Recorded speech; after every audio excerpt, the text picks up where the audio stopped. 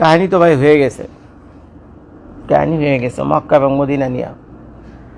তো আপনারা জানেন যে আমেরিকা যেখান থেকে যুদ্ধ করছে আটলান্টিকের ওই পারে, প্রশান্তর ওই পারে, তো প্রশান্তের ওই পারে, প্রশান্ত মহাসাগরের ওই পারে বা আটলান্টিকের ওই পারে গিয়ে আমেরিকার মাটিতে আঘাত করা শুধু ইরানের কেন, পৃথিবীর যে কোনো দেশের জন্যই অত্যন্ত চ্যালেঞ্জের। It's a big challenge to attack American soil, তাই না? এটাই স্বাভাবিক, বাস্তবতা মেনে নিতে হবে।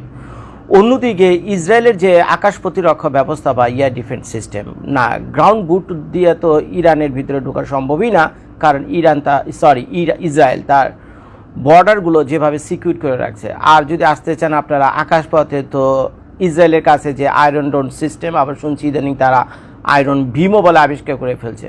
মানে এত শক্তিধর আকাশ প্রতিরক্ষা ব্যবস্থা যে পৃথিবীর অন্য কোনো দেশের কাছে না। ইভেন মোটামুটি কিছু কিছু দিক থেকে আমেরিকার আকাশ প্রতিরক্ষা ব্যবস্থার চাইতেও কিন্তু ইরানের এই আকাশ প্রতিরক্ষা ব্যবস্থা কিছুটা ডেভেলপ, কিছু কিছু দিক থেকে, বুঝছেন, কয়েকটা দিক থেকে। তো এখন এই হলো ইসরায়েলের অবস্থা, এই হলো আমেরিকার অবস্থা। এখন ইরান পড়ে গেছে বাটে, বুঝছেন, এখন ইরান পড়ে গেছে বাটে। ইরানের শত্রুকে এই মুহূর্তে আমেরিকা এবং ইসরায়েল, কিন্তু ইসরায়েলের মাটিতে গিয়ে আঘাত করা বা আমেরিকার মাটিতে আঘাত করার মতো ওই পরিস্থিতি ইরানের জন্য নাই। তা এখন ইরান কী করতেছে? স্বাভাবিকভাবে ইরান যেটা করবে, বা ইরানে যারা বর্তমানে ইরানের এই যুদ্ধের নেতৃত্ব দিচ্ছে, স্বাভাবিকভাবে তাদের মাথার ভিতরে এই চিন্তাটা আসবে যে আমরা তো শালায় তাদের ওখানে যেতে পারতেছি না, তাদের মেইন ল্যান্ডে গিয়ে আমরা হিট করতে পারতেছি না। তো এক কাজ করি, ওদের আশেপাশে যে সহায় সম্পত্তি আছে এগুলোকে আমরা টার্গেট করি, প্লাস তাদেরকে যারা সাহায্য করছে, আমার শত্রুদেরকে যারা সাহায্য করছে তাদেরকে একেবারে কাহিনী করে দিই, তাদেরকে কাহিনী করে দিই। তো এই চিন্তা মাথায় নিয়ে এখন ইরান কি করছে, তার পার্শ্ববর্তী দেশ যেমন কুয়েতে অ্যাটাক করছে, আপনারা জানেন, ওমানে অ্যাটাক করছে। মজার ব্যাপার, ওমান কিন্তু ইরানের পক্ষ হয়ে আমেরিকা এবং ইসরায়েলের সাথে নেগোসিয়েশনও করছিল, ওই মুহূর্তে মিটিং মিছিলও হচ্ছিল ওমানে, বুঝছেন, যে কেমনে কি এটাকে সমাধান করা যায় যুদ্ধ না করে। তার মানে ওই হিসাবে কিন্তু ওমান কিন্তু ইরানের বন্ধুই ছিল। কিন্তু মজার ব্যাপার, এখন ইরান বাটে পড়ে যাওয়ার কারণে কে বন্ধু কে শত্রু সবই গেছে ভুইলা, ইচ্ছা মতো উড়াধুরা মাই শুরু করছে, বুঝছেন।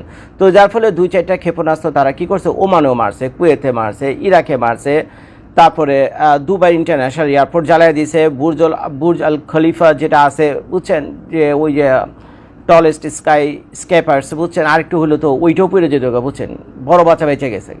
তো এখন উড়াধুরা মারছে। তো এখন উড়াধুরা মারার প্রধান কারণ ছিল অর্থনৈতিকভাবে এই দেশগুলোকে ক্ষতিগ্রস্ত করা। ইরান তো গেছি, ইরান তো গায়া। তো ইরানের কথা হলো, যদি দেখে মনে হচ্ছে আর কি, ইরানের কথা হলো আমি তো মরে যাবই বা আমার বাঁচার কোনো সম্ভাবনা নাই, কিন্তু আমি মরে যাওয়ার আগে আমার সাথে 2-4টা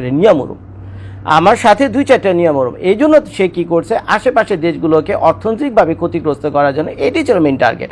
এখন দুবাইয়ের এয়ারপোর্ট যদি ধ্বংস করে দেয়, তো স্বাভাবিকভাবে দুবাই তো বড় ধরনের একটা ক্ষতি হবে। তারপরে দুবাইয়ের যে হোটেলগুলো রয়েছে সেখানে 2-4টা ক্ষেপণাস্ত্র মেরে যদি উড়িয়ে দেয়, তাহলে সারা দুবাইতে আগামী 6 মাস পর্যন্ত ট্রাভেলার আসা বন্ধ হয়ে যাবে, বুঝতে পারছেন। তো এখন নানান কারণে একটা উদাহরণ দিয়ে আমি আপনাদেরকে বললাম যে